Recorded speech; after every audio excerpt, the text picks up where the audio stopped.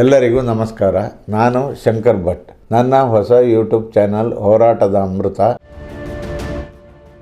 ದಶಕದ ಬಳಿಕ ಕಲ್ಯಾಣ ಕರ್ನಾಟಕದ ವಿಭಾಗೀಯ ಕೇಂದ್ರ ಸ್ಥಾನ ಕಲಬುರಗಿಯಲ್ಲಿ ಸಚಿವ ಸಂಪುಟ ಸಭೆ ನಡೆಸುವುದಕ್ಕೆ ಕ್ಷಣಗಣನೆ ಆರಂಭ ಆಗಿದೆ.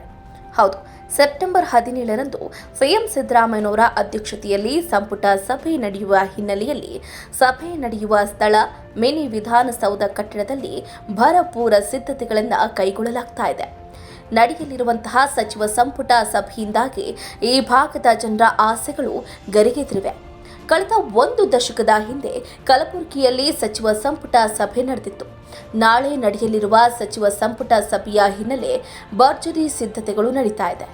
ಕಟ್ಟಡಕ್ಕೆ ಬಣ್ಣ ಹಚ್ಚೋದ್ರ ಜೊತೆಗೆ ಗ್ರಿಲ್ ಗೇಟ್ಗಳಿಗೆ ಪೇಂಟ್ ಮಾಡಲಾಗ್ತಾ ಇದೆ. ಆವರಣದಲ್ಲಿ ಡಾಂಬರೀಕರಣ ಮಾಡಲಾಗ್ತಾ ಇದೆ. ಇನ್ನು ಸಭೆ ನಡೆಯುವ ಸ್ಥಳ ಪ್ರಾದೇಶಿಕ ಆಯುಕ್ತರ ಸಭಾಂಗಣಕ್ಕೆ ಹೈಟೆಕ್ ಟಚ್ ಅನ್ನು ನೀಡಲಾಗ್ತಾ ಇದೆ. ಟೇಬಲ್, ಮೈಕ್, ಎಸಿ ಸೇರಿದಂತೆ ಪ್ರತಿಯೊಂದು ವಸ್ತುಗಳನ್ನು ಹೊಸದಾಗಿ ನವೀಕರಣ ಮಾಡಲಾಗ್ತಾ ಇದೆ. ಇನ್ನು ದಶಕದ ಬಳಿಕ ಕ್ಯಾಬಿನೆಟ್ ಸಭೆ ಹಿನ್ನೆಲೆ ಆಡಳಿತ ಪಕ್ಷದ ಶಾಸಕರ ಕ್ಷೇತ್ರದ ಅಭಿವೃದ್ಧಿ ಪಟ್ಟಿಯನ್ನ ಸಿದ್ಧಪಡಿಸಿ ಸರ್ಕಾರಕ್ಕೆ ನೀಡಿದ್ದಾರೆ. ಇನ್ನು ಕಲಬುರಗಿಯಲ್ಲಿ ಮೊದಲ ಬಾರಿಗೆ 1982ರಲ್ಲಿ ಆರ್ ಗುಂಡೂರಾವ್ ಸಿಎಂ ಆಗಿದ್ದಂತಹ ಸಂದರ್ಭದಲ್ಲಿ ಸಚಿವ ಸಂಪುಟ ಸಭೆ ನಡೆದಿತ್ತು. ಆ ಬಳಿಕ 2008ರಲ್ಲಿ ಬಿಎಸ್ ಯಡಿಯೂರಪ್ಪ ಸಿಎಂ ಆಗಿದ್ದ ವೇಳೆ ಸಚಿವ ಸಂಪುಟ ಸಭೆ ನಡೆದಿತ್ತು. ಇನ್ನು 2014ರಲ್ಲಿ ಸಿದ್ದರಾಮಯ್ಯನವರು ಸಿಎಂ ಆಗಿದ್ದ ವೇಳೆ ಕಲಬುರಗಿಯಲ್ಲಿ ವಿಶೇಷ ಸಚಿವ ಸಂಪುಟ ಸಭೆ ನಡೆದಿತ್ತು. ಇದೀಗ 2024ರಲ್ಲಿ ಮತ್ತೆ ಸಿಎಂ ಸಿದ್ದರಾಮಯ್ಯನವರ ಅಧ್ಯಕ್ಷತೆಯಲ್ಲಿ 2ನೇ ಬಾರಿಗೆ ವಿಶೇಷ ಸಚಿವ ಸಂಪುಟ ಸಭೆ ನಡೀತಾ ಇದೆ.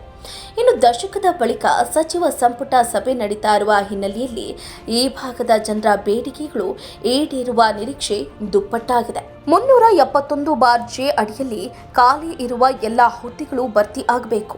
ವಿಶೇಷ ಸ್ಥಾನಮಾನ ಅಡಿ ಕಲ್ಯಾಣ ಕರ್ನಾಟಕ ಭಾಗಕ್ಕೆ ಸಿಗಬೇಕಾಗಿರುವ ಸೌಲಭ್ಯಗಳು ಸಿಗಬೇಕು. ಕೈಗಾರಿಕೆಗಳ ಸ್ಥಾಪನೆ, ರೋಗಗ್ರಸ್ತವಾಗಿರುವ ತೊಗರಿ ಅಭಿವೃದ್ಧಿ ಮಂಡಳಿಗೆ ಬಲ ತುಂಬಬೇಕು ಅಂತ ಬೇಡಿಕೆ ಹೆಚ್ಚಾಗಿದೆ.